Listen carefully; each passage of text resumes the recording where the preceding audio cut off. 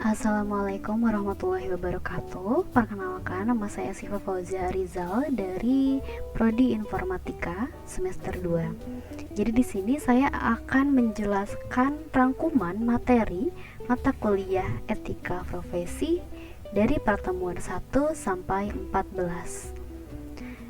Ini adalah rangkuman yang saya buat sendiri dan inti dari pemahaman yang saya dapat dari materi pertemuan 1 sampai 14.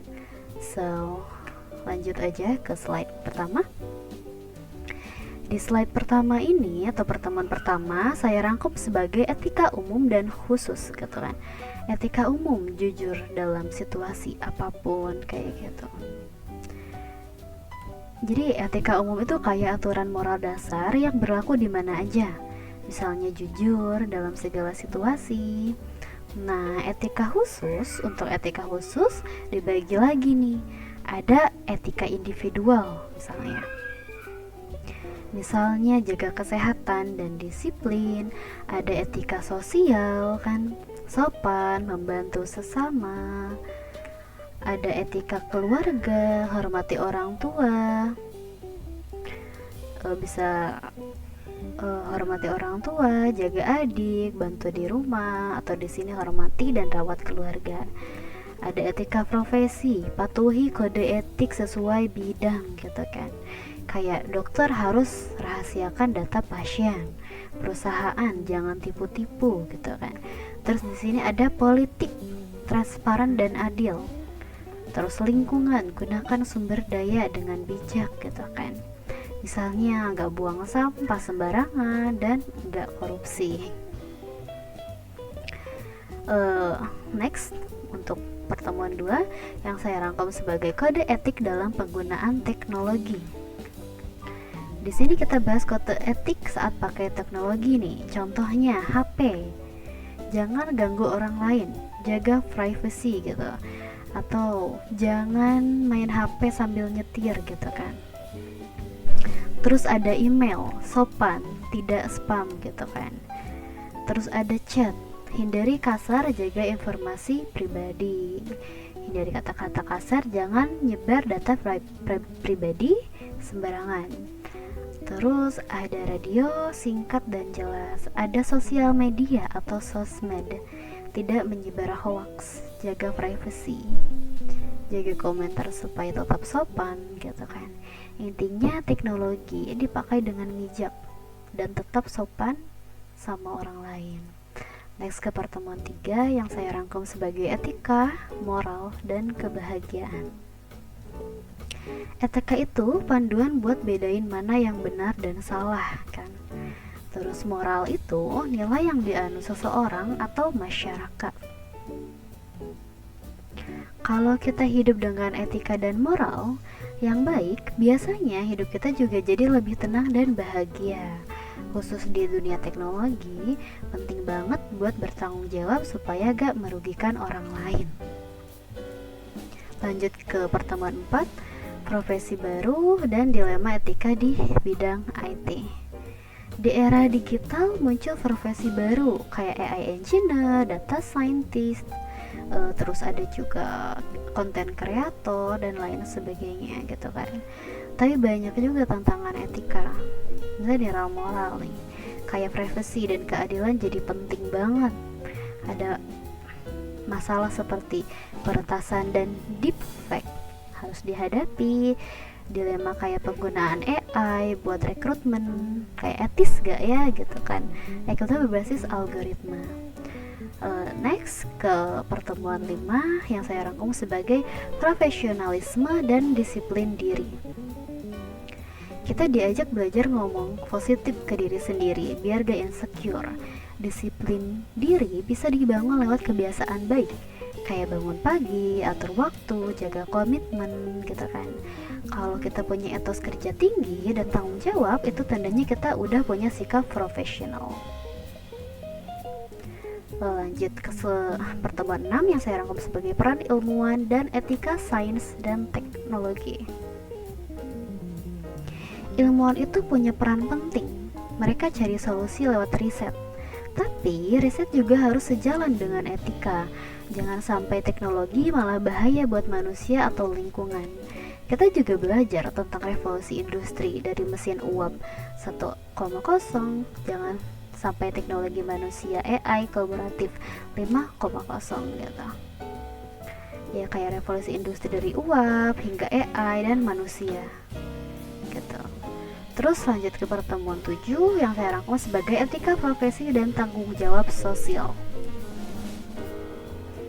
Etika itu membedakan kita sebagai profesional. Gak cuma jago teknis, kita juga harus bertanggung jawab secara sosial. Masalah kayak hacking dan penyalahgunaan data harus dilihat dari sisi etis. Makanya ada kode etik profesional kayak dari IEEE dan ACM sebagai panduan kerja. Lanjut ke pertemuan 9, karena pertemuan 8 kita ulangan. Oke, lanjut ke pertemuan 9, tantangan etika di era digital. Teknologi tuh makin maju, banyak peluang di e-commerce, fintech, dan lain sebagainya. Tapi makin banyak juga tantangan, kayak pencurian data, kejahatan cyber, dan lain-lain. Startup teknologi harus bisa jaga data pengguna dan bikin sistem yang aman. Teknologi cepat, peluang dan tantangan. Ancaman, keamanan data, kejahatan cyber. Startup harus jaga informasi pengguna gitu. Terus ke pertemuan 10 yang saya rangkum sebagai hak kekayaan intelektual atau HKI. HKI itu hak atas karya atau ide kita gitu. Misalnya lagu, desain, software. Dilindungi hukum biar nggak dicuri atau diciplak. Jenisnya banyak, hak cipta, paten, merek, dan lain-lain. Kalau dilanggar ada sanksi hukumnya juga. Lanjut ke pertemuan 11 yang saya rangkum sebagai pekerjaan dan profesionalisme. Pekerjaan itu bukan cuma dari uang, tapi juga cara kita berkembang dan merasa berarti. Profesi punya ciri, keahlian khusus, pendidikan, etika, dan tanggung jawab. Ada banyak pendekatan buat memahami profesi. Yang penting kita harus punya sikap profesional. Ya, kayak pekerjaan, penuhi kebutuhan, profesi, keahlian khusus, etika, tanggung jawab, pendekatan, karakteristik, sertifikasi, sikap profesi, etis, jujur, kompeten. Lanjut ke pertemuan 12 yang saya rangkum sebagai revolusi industri yang RI 1,0 mesin uap, RI 2,0 listrik produksi massal, RI 3,0 otomatisasi dan komputer, RI 4,0 AI, LOT, Big Data. Setiap revolusi ini bikin cara kerja dan kehidupan manusia berubah besar-besaran gitu. Lanjut ke pertemuan 13 yang saya rangkum sebagai strategi bisnis yang efisien. Supaya bisnis tetap hidup, inovasi terus, tambah variasi produk gitu kan. Prioritaskan keputusan pelanggan. Pemasaran zaman sekarang harus digital, kolaboratif, dan kreatif. Kayak strategi bisnis, inovasi, variasi produk, fokus pelanggan. Untuk pemasaran, digital marketing, kolaborasi, dan konten berkualitas. Lanjut ke pertemuan 14, pertemuan terakhir. Di semester 2 ini, ada yang saya rangkum sebagai manajemen risiko dan perencanaan strategis.